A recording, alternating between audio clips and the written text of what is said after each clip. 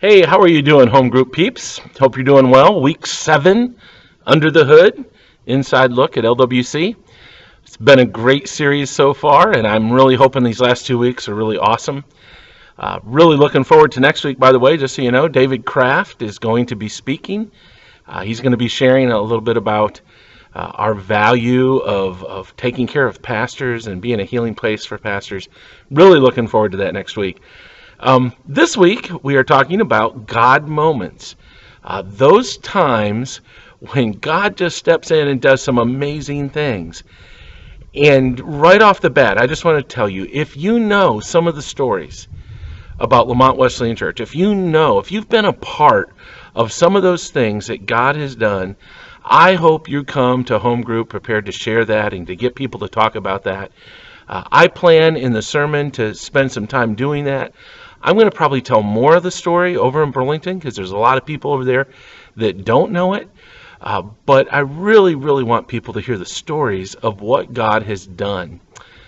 But more than that, if there was just one thing that I am hoping every single person who hears the sermon, and frankly, every single person who's a part of LWC will understand, it would be this.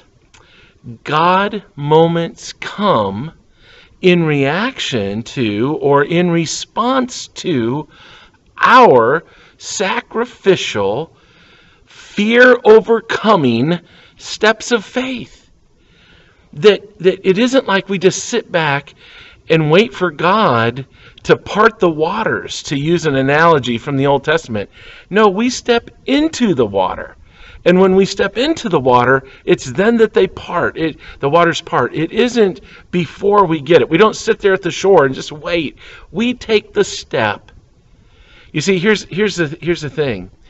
We as a church are poised to do some amazing things. I really believe that.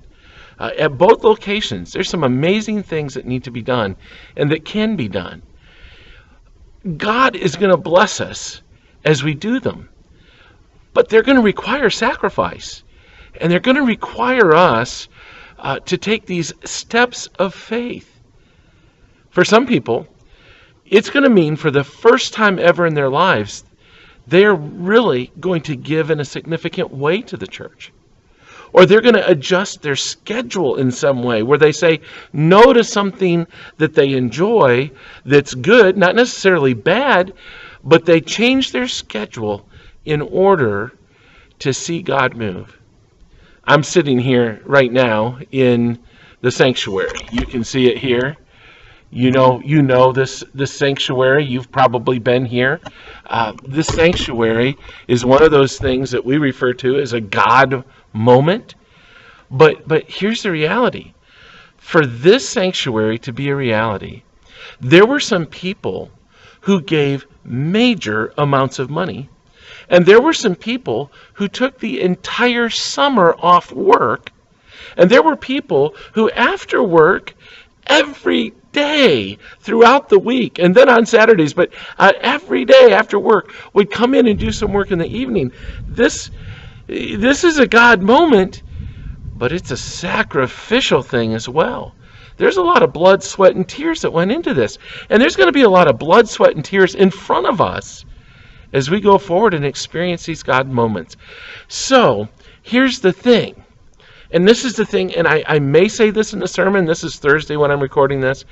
And there's a section in the sermon there where in my notes, it literally says, just tell stories. And I'm just going to let those stories flow out.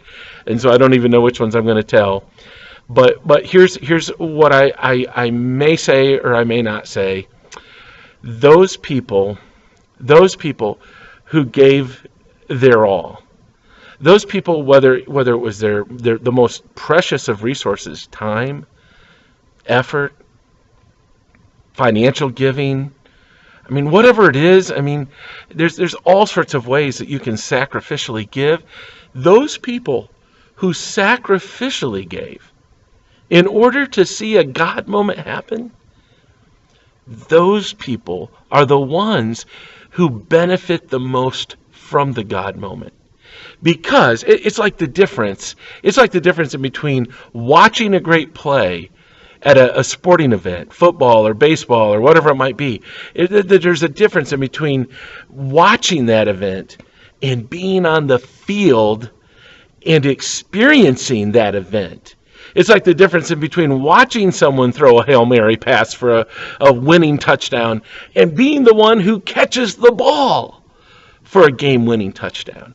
And what I would love, if you can find a way, you've known your home groups now for at least 6-7 weeks, what I hope you can do is you can say to them and inspire them in some way to say, hey, be in the game. Be in the game. Take this step of faith. Once you understand what God is doing, get in the game. And so that's my hope, that everyone sees those two things, that there's a sacrifice, a tremendous sacrifice, to be a step of faith. I mean, that you've got to move, but that those who move experience God in amazing ways. So home group leaders, I'm praying for you this week.